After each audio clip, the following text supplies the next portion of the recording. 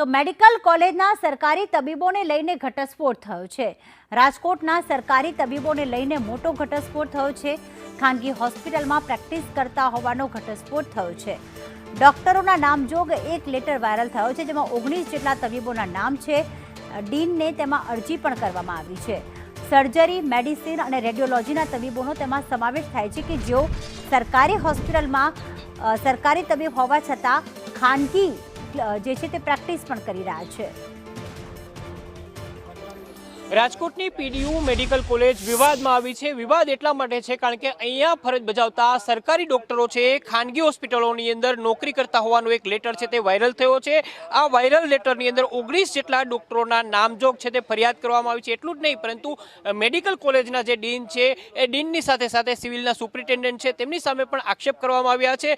ઉલ્લેખનીય છે કે મેડિકલ કોલેજની અંદર ફરજ ઉપર રહેલા સરકારી ડોક્ટરો છે એ કોઈપણ પ્રકારે ખાનગી હોસ્પિટલની અંદર પ્રેક્ટિસ ના કરી શકે, પરંતુ ખાનગી હોસ્પિટલ છે તેની વેબસાઇટો ઉપર ને ખાસ કરીને દવાખાનાની અંદર આ સરકારી ડોક્ટરો છે તેના નામજોગ અને ફોટાજોગ છે એ વેબસાઇટની અંદર માહિતી ઉપલબ્ધ છે। એટલું જ નહીં પરંતુ અહીંયા જે ફરજ ઉપરના ડોક્ટરો છે એ અહીંયા માત્ર હાજરી પૂરીને ખાનગી હોસ્પિટલ છે તેની અંદર ફરજ બજાવતા હોય છે। લાખોનો પગાર છે એ પ્રજાના પૈસાનો લેતા હોય છે અને ત્યારબાદ તેઓ તેમની નોકરી છે એ ખાનગી હોસ્પિટલની અંદર કરતા હોય છે।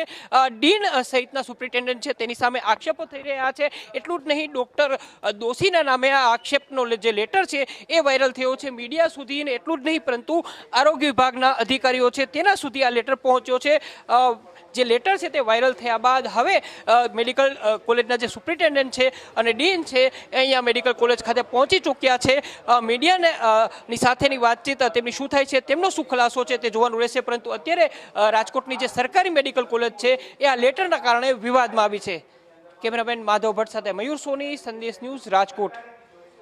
તો મેડિકલ કોલેજના સરકારી તબીબોને લઈને ઘટસ્ફોટ છે કે જેઓ ખાનગી હોસ્પિટલમાં પણ નોકરી કરે છે, એટલે ત્યાં પણ ફરજ બજાવે છે। એટલે કે સરકાર પાસેથી પણ પૈસા લે છે પણ ત્યાં ફરજ બજાવતા નથી, અને આ તરફ ખાનગી રાહે તેઓ પ્રેક્ટિસ કરીને હોસ્પિટલમાં નોકરી કરીને અને ફરજ બજાવતા હોય છે, અને આ તરફ દર્દીઓ જે છે તેમને ડૉક્ટરની ઘટનો સામનો કરવો પડે।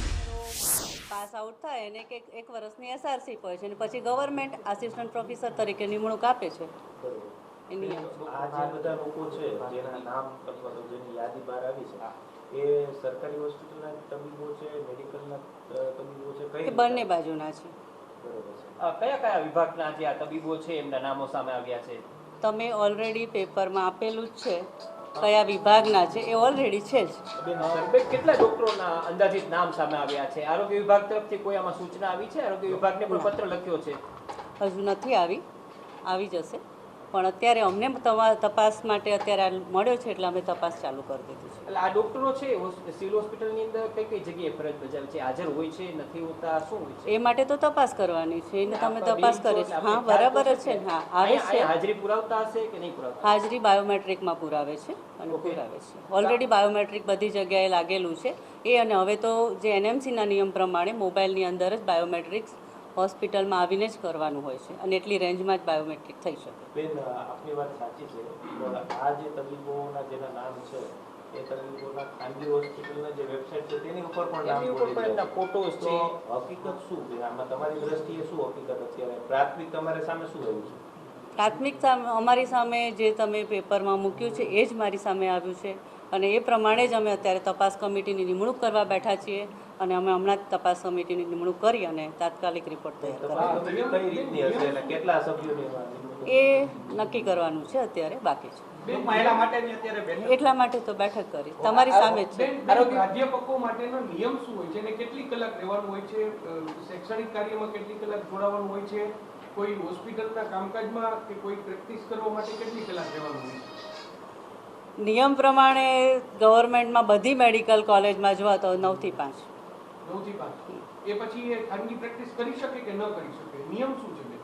નિયમ તમે અત્યારે ગવર્મેન્ટે વિથ પ્રાઇવેટ પ્રેક્ટિસ એલાઉડ કરેલી છે, અને બધા અમુક ડૉક્ટરો બધા જે પ્રાઇવેટ પ્રેક્ટિસ સાથે જોઈન્ટ થયા છે તો કરી શકે। બરાબર।